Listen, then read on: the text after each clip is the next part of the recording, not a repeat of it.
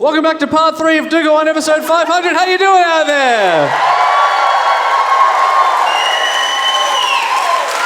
We are overwhelmed with the support we've received by the listeners of the show over the nearly 10 years we've been doing this show. So we thought to show some appreciation with the listeners, 500 episodes, we thought for the final part we'd get a couple of listeners out here to be part of the show tonight. So I've just chosen 2 at random. I went through all the listeners and I've picked, you'll never believe it, Will Anderson and Rhys Nicholson, everyone!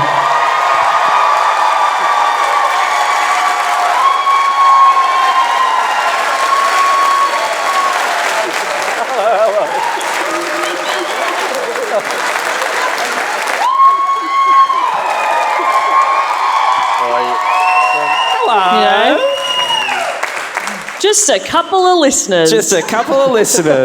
They didn't believe you at all, Dave. The front row were like, yeah, bring out the celebs. I am enough of a listener, though, that I have a parasocial relationship with you guys. To the point where when I did an episode for the first time a few weeks ago, I was so mean to Matt early on. Like it came real natural. Like, Jess isn't here, I guess we're calling him old and dumb. It felt right. Yeah. How is the dementia test going? Is that... Keep forgetting to draw take a it. clock yet? I'm such a listener of this show that they asked me backstage, they're filming some stuff backstage, and they asked me, can you remember the first episode you were on? And I was like, I feel like I've been on every episode. Because I say stuff like just out loud as I'm on my walk, as if I'm joining in on the conversation. Also, to get this out of the way, 13-13-32. Okay. I've learned what lisping is tonight, which is fun. Yeah. And right up close with a couple of the big names of it. Yep. It's pretty gay. What we've learned is it's not dick that makes you lisp. Which, if ever I get to do a story on the show, that will be my topic. I also said Jesus. That was you. Yeah. I was standing next to him when it happened, and I knew it was loud, but I didn't know it was loud enough that you guys had heard it. Because there's a curtain and stuff, so you think you'd probably a little bit protected. Yeah, no. So it was the most, there was just no thought. You just went, Jesus. Loud and clear. Well, we don't know what Jess is going to talk about, so get ready to possibly say it again. Is it Jesus? I'm going to do a report on Jesus. No. Sorry. We have 9 minutes left. And I've written too many words, so I'm probably... But if anyone's going to do a 9-minute report, it's not this cunt. No.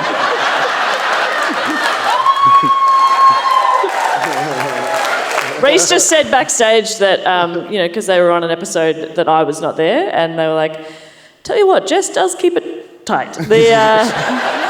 In many ways, no. I did not say that. Go for a walk, Mum. Go for a walk. Anyway, I'll get us onto the topic. It's a 2-parter question. First part is for the audience. What is the best kind of crime story? A heist! And a question for Dave. Sorry. Let's turn his mic off. A question for Dave. Where is Poirot from? Belgium. Definitely from Belgium. Belgium. It's a Belgium heist. Oh! The little grey things. All right. On a cold weekend in mid-February 2003, a small group of thieves entered an impenetrable vault situated 2 floors underground in the Antwerp Diamond Centre in Belgium.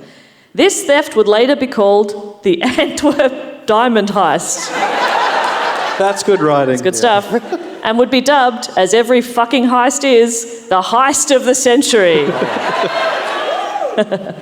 And just like every heist story I've ever done, it was the largest ever heist in history. Whoa. They're all the biggest. You just keep topping it every time. It's awesome. Every single one, they go, and it was the largest one. And you go, there was another one the next year. That was the largest one too.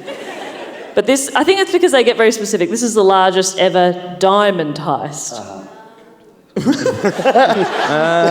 that's Yes. Oh, I get it now. All right. that's what it deserves. Diamond, Do you say, go okay. on. All right. That's the name of the show. I don't actually listen. Yeah. I It's crazy. genuinely thought I was doing philosophy. Well, Rhys, do you have a philosophy or a guiding sort of principle in your life? Just eat, pray, fuck. the worst punchline I could have thought of then. Well, you might have missed the last episode. Yeah. Nah, I heard it. Jesus. So a robbery like this is certainly no easy feat. The building, holding hundreds of millions of dollars worth of precious materials, is under tight security. The 3-ton steel vault door alone had 6 layers of security. Joshua Davis writes for Wired, there was a combination wheel with numbers from 0 to 99. To enter, 4 numbers had to be dialed, and the digits could be seen only through a small lens on the top of the wheel. There were 100 million possible combinations. They're just rocks. Diamonds? Yeah. Yeah. Settle down. Yeah, it's dumb. Yeah. Can we cut that out, AJ, please? Yeah. Yep. That was good. That was really Yeah. good. Yep. Can you do an AJ's? I don't have time for this shit, mate. Get on with the story. Thank you, Will. Will's got Finally. episodes of Spicks and Specs to film.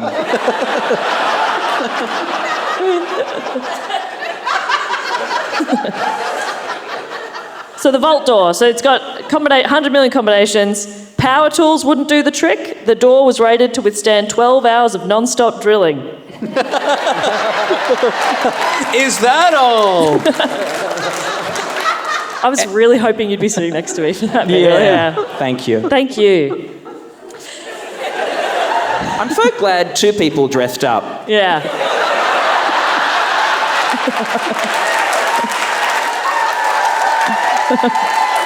Actually, no, Will looks pretty good. Yeah, that's all right. Yeah, thank you. Well, yeah, and Dave does as well. I get it. The thing is, Rhys, for you, you're not dressed up. No, this is actually I'm in my pajamas.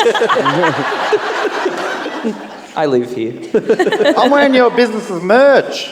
What? Why? Oh, no, I said what? Oh, the hat. I said what, Mr. Stewart? Are you having a good day?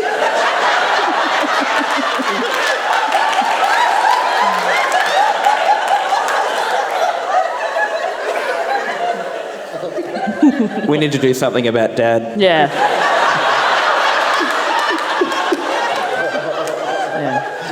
I'm thinking about having one final breath and...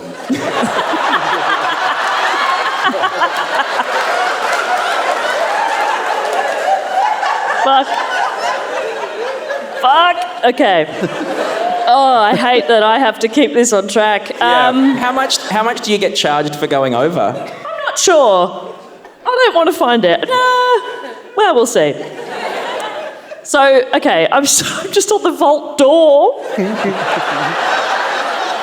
Okay, there's a seismic alarm. There's also metal plates, one on the door, one on the wall. When armed, the plates form a magnetic field. If the door's open, the field breaks, triggers an alarm. They've got a lot of alarms in place.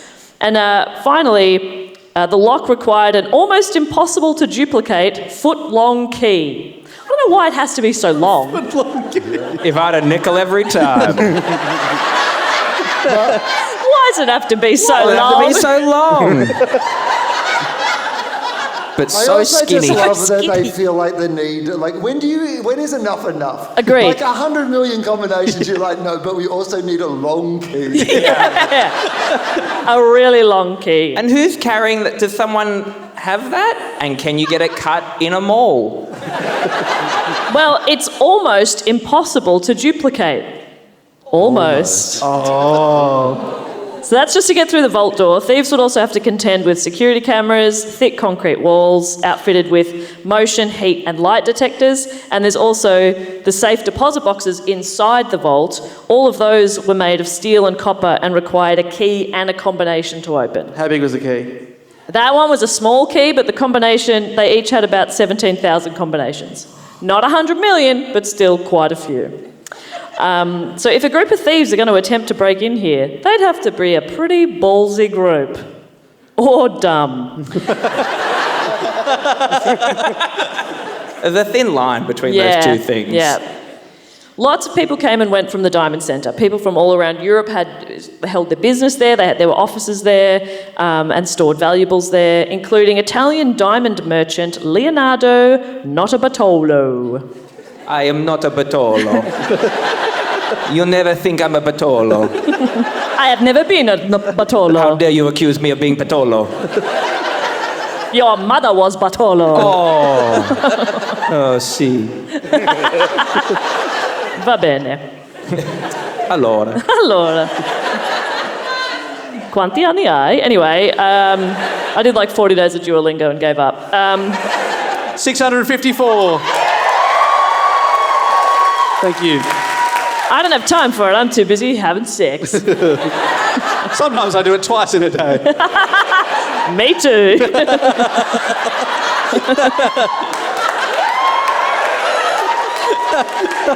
Mum, I reckon just go home. Anyway, so Leonardo Notarbartolo, he has an office that he rents in the building, and he's there several times a month on business. Except Leonardo Notarbartolo was not a diamond merchant. I know. Not a Bartolo or a diamond merchant. Did he come up with that as a fake name? Notarbartolo. I have to really read it every time because I'm like, no, it must be so. Oh no, that is how it is. Okay. But he was posing as one, and that gave him 24-hour access to the building, access to a safe deposit box in the vault, and plenty of opportunity to scope the place out. His story is that he was approached by a diamond dealer to attempt a robbery for him, and he says, Notarbartolo says he snuck in a pen camera into the vault, little pen out of the pocket. You looked at me then as if I was going to have something to say about that. It was just nice to see you enjoying it. I'm having a great time. I have a parasocial relationship with you.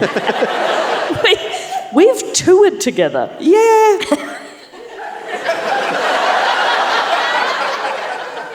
Okay, that's news to me. I was Son, not are you good. okay? Because he sounded like he was demented as well. Is that what you said? That's not right. I'm going to... Yeah. Nothing makes you seem not demented than remembering someone calling you demented that didn't happen. Or did it? No one's accusing you of anything, Matt. We haven't... Are you all right? Are you all right? You're sounding crazy. He keeps accusing us of gaslighting. I don't think that's even a term. No. I think he's making that up. Gaslight, that takes me back to childhood. That's how we... Oh, I'm old. I want to have a piss. All right, I'm gonna get through someone. Okay. So he snuck in a pen camera, and he pretends to get something from his own safe deposit box, takes a bunch of photos, gives those photos to the dealer. 5 months later, the dealer contacts him again, and the two meet up, and the dealer has gathered a crew and built a life-size replica of the vault for them to practice in. Oh. It's Ocean's 11, baby! Yes. That's badass. Yeah. Authorities aren't so sure about this story. They think that Leonardo is the mastermind and ringleader, and he's made up this story about a diamond dealer as a bit of a diversion. But I had to mention that there was a life-size replica. That's sick. It's awesome. It's like the opposite of an escape room. Like, it's a break-in room. Like, this is the newest thing. This should be a new thing. You can go and do, like, a simulated break-in. Yeah. Oh, my God. It's a get-in room. Edit this out, AJ. Edit this out. This is my idea. Edit it out.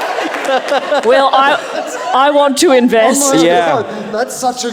That's such a good... Because I'm such a pussy that I would never actually break into someone's house. But if you fuck, could I want to just go. Can you call the company Will You Get In? And you know what the great thing is? Because Matt's not here, we don't have to cut him in. Yes. Or we make him pay for it and then make him forget about it.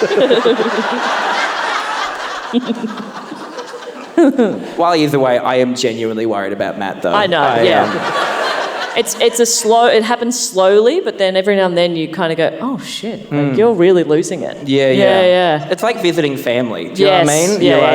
You get back to the house and you're like, oh, we got to do something about this. Yeah. But then work. Yeah. And also don't care. Yeah. Also, Yeah. it makes me look better by comparison. I couldn't say the word Frank before. People have forgotten that because of him. Yeah. Yeah, it is good to have him around. Yeah. It's oddly the one thing that he can remember for some reason. Do you know what I mean? Frank. You guys don't see him just socially. He just sits there and mutters Frank. I don't know what to tell you. Anyway, so The irony of you not being able to get on with it even when he's not here. Oh no, am I the new Matt? There's always one. Just watching the little time in the corner going, fuck. But I'm having a good time. So they're about to attempt a pretty crazy sounding robbery. So who are these crooks? They're mainly known by nicknames.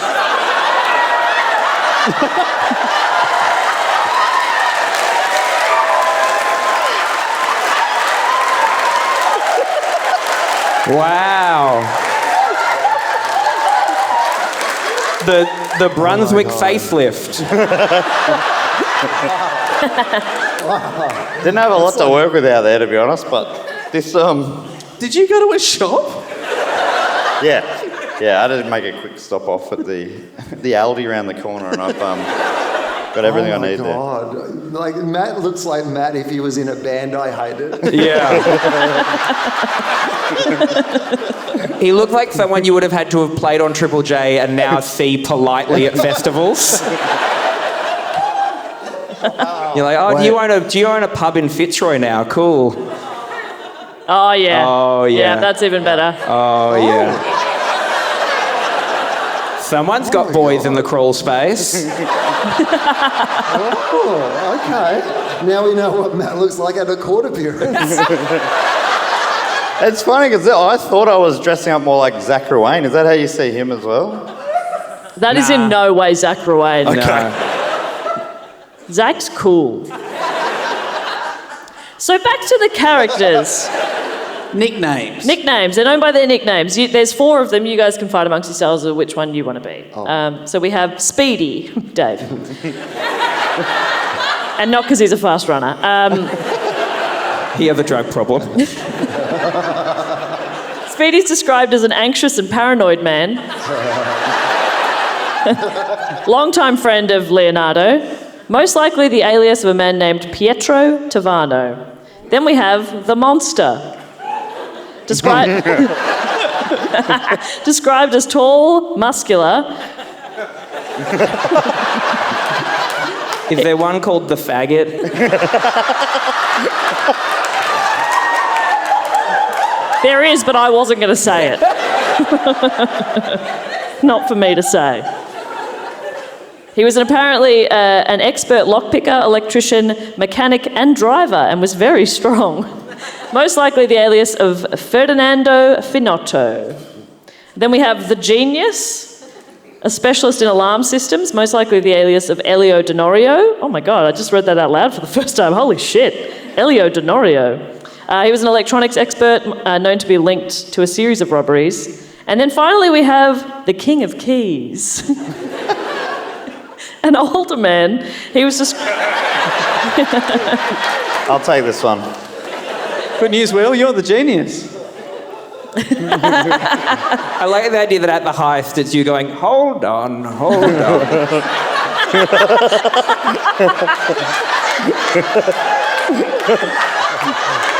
You've already tried that one. The 30 centimetre key's got to be around here somewhere. To those listening to the podcast, I was just very funny. The King of Keys is described as one of the best key forgers in the world, and his true identity is unknown.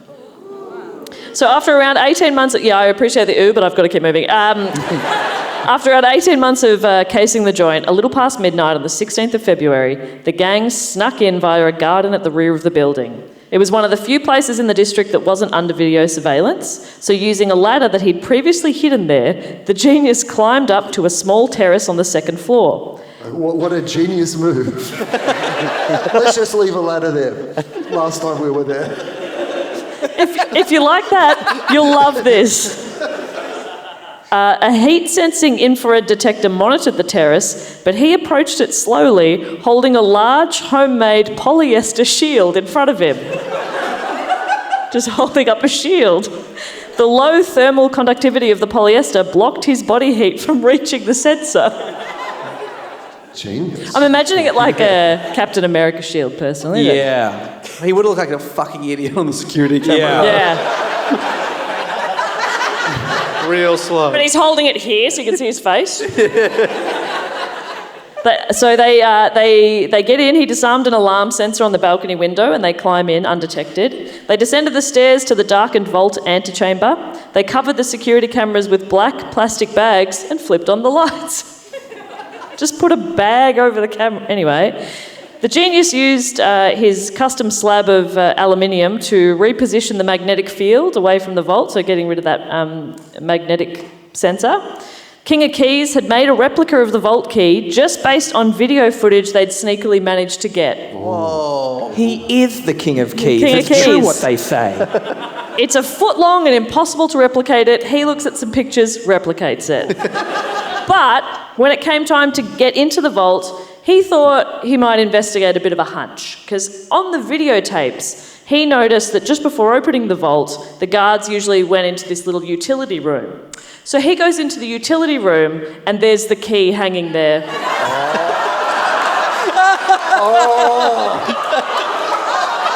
It's just like, I'll probably just use that one.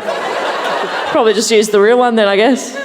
I'd still be tempted to use the made to one. see if you got it There'd right. be a part of me that was like, all that effort, we right? have to know. And you know why he didn't? Because he didn't want the vault makers to know that you could actually replicate the key. Yeah, okay. Which, maybe was smart, but maybe he's just being kind. Like, they've tried really hard here, and good on them. Just the thought of the keymaker going like, oh, nah, it's all right, just use that one. Yeah, That's okay. yeah. Maybe on the way out we could just test mine. That's all right. I mean, I just did mine off seeing it, so Yeah, it no, might it's not all right. work. Yeah. It was my daughter's birthday. It's meant to be at the park, but I made the key. I mean, I guess I didn't even need to come if someone else could have just... Yeah. Like, you didn't need the King of Keys. Anyone could just get the key off the wall. Because you must have noticed the guy go in without a foot-long key and come out with one. Yeah. I'm also pretty good at cobbling. Anybody need anything cobbled or? Do that? I also have a weird cabinet of brooches for some reason. So they just unlock the vault That's so good. fairly easily. Great. The monster bypassed the vault security system and then covered the light sensor with tape, rendering it useless. It is a sensor's Achilles heel. Yeah. For the safe deposit boxes, the King of Keys unloaded a homemade hand-cranked drill and fitted it with a thin shaft of metal. He jammed the shaft into one of the locks and cranked for about 3 minutes. All right, lasts a long time. Yeah. Cool. Snaps open the safe deposit boxes. They take turns repeating this, eventually getting around 123 of the 160 safe deposit boxes open. It's actually quite easy. So shortly before dawn, they finish and they leave, taking the security tapes with them, putting the bags in a getaway car, which Notapatolo drives to a nearby apartment, and the rest head there on foot. And the plan was to meet up in a couple of days and divide the loot amongst themselves and the diamond dealer, who probably doesn't exist. But the important next step in their plan went a little bit awry. This is from Wired.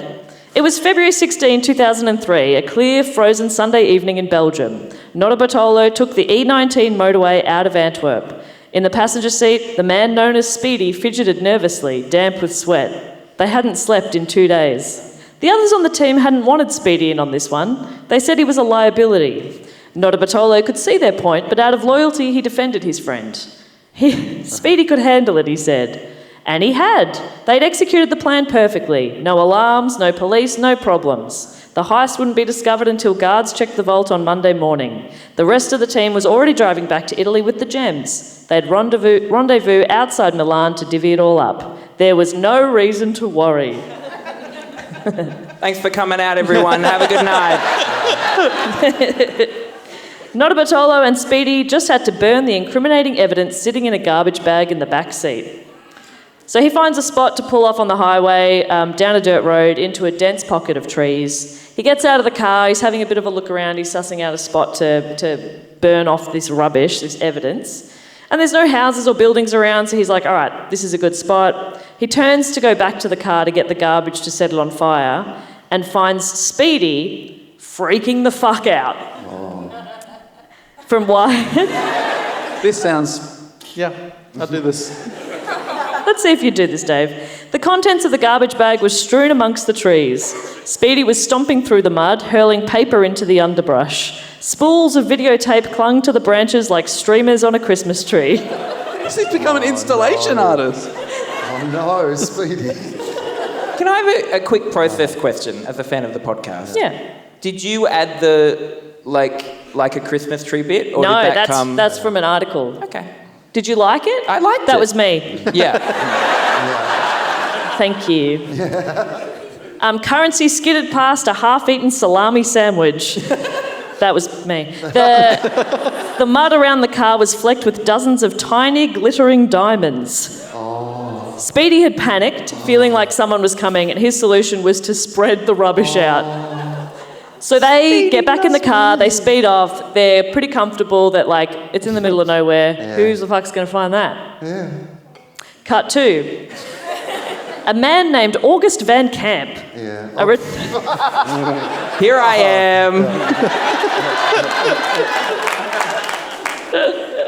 A retired grocer who liked to hunt rabbits on a narrow strip of land he'd purchased in 1998. Which is all a euphemism. That strip of land happened to run alongside the highway. While hunting one morning, Monday the 17th of February to be exact, Van Camp was incensed to find yet another pile of junk in the underbrush. Not an uncommon occurrence, as those dastardly youths often hung out and made a mess on his land. Bloody kids. Those fucking kids. He'd called the police multiple times for these occurrences. They rarely did much about it. This time, though, as he listed off things he'd found, wine bottles, videotapes, white envelopes that had Antwerp Diamond Centre written on them. These bloody kids! Yeah, bloody kids. They're bloody doing diamonds now. These fucking kids. This time the cops were like, what was that last one? So they turn up pretty quickly. The lab techs, they found... Oh, no, sorry. Edit that out, AJ.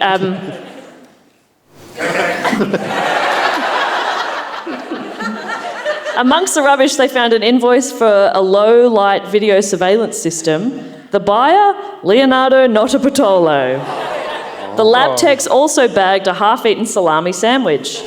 They found antipasto Italiano salami packaging nearby and sent it along to the Diamond Squad headquarters. Oh yeah, the team of cops that look after this small area of Antwerp are called the Diamond Squad. Yes. That's pretty funny. 4 days later, the detectives executed a search warrant on the apartment Notarbartolo rented in Antwerp. In a cupboard, they found a receipt from a local grocery store for antipasto Italiano salami. Oh. They were undone by a frickin' sandwich. Why are you keeping that receipt? Yeah. Well, does anyone return a sandwich? Well, just in case. No, but he bought the... He was going to claim it as a work experience. Exactly, yeah. Exactly. You got to keep those receipts. Yeah. That's for the accountant. So Notarbartolo was found guilty of orchestrating the heist. He's considered to be the leader of a ring of Italian thieves called La Scuola di Torino, which is the school of Turin, who carried out the crime. He was sentenced to 10 years in prison, was released on parole in 2009, violated his parole, was arrested again in 2013, and was in prison until 2017. Tavano, Speedy, Genius, and the Monster each got 5 years in prison, but the identity of the King of Keys has never been discovered, and he's the only member of the crew to escape apprehension by police. Well, have I got it news would be for the you? I mean, it would be great if it was Matt, right? Yeah. Like if it actually was Matt, and Yeah. you've been hiding out as a podcast host in Australia for all this I time. knew this day would And come. you had to reveal it in the 500th Well, I episode. am actually, 1/16 Swiss Italian, so that makes some sense. So, yeah. That checks out. Just finally, like I said, Notarbartolo claimed in an interview that a diamond merchant hired them for the heist and that they only got away with $20 million worth and that it must have been a setup for other people to commit insurance fraud. Like they knew the robbery was going to happen, so they took out their diamonds and then they claimed that the diamonds were stolen. That's what he reckons it was. But experts don't believe his story at all. And the estimated value of the robbery is more than $100 million, most of which has never been recovered. Oh my gosh. It's still out in the Alps. Wow. If you look up at the roof of this very Yeah. building.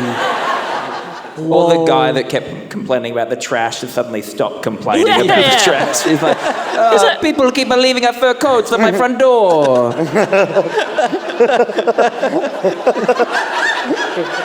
This is okay to sound like this, okay?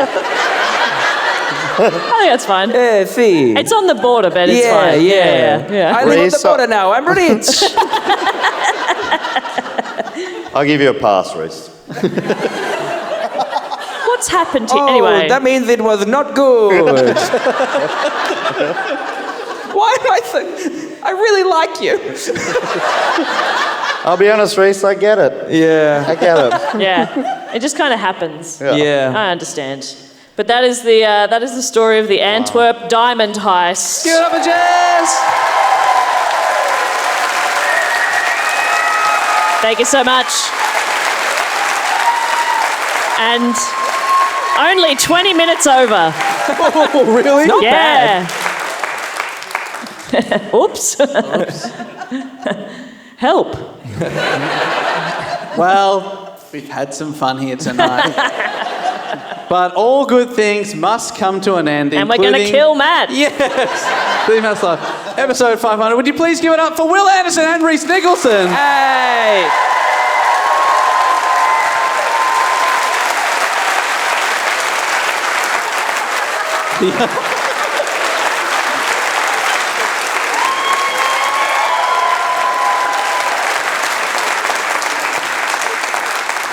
And we'd like to say a big thank you to everyone who came out to our 500th episode at the Capitol. Could you please give yourselves a big round of applause? To you and everyone listening at home, we would not be doing this show for 500 weeks in a row. All our Thank amazing you. guests. Beautiful people. Oh my God.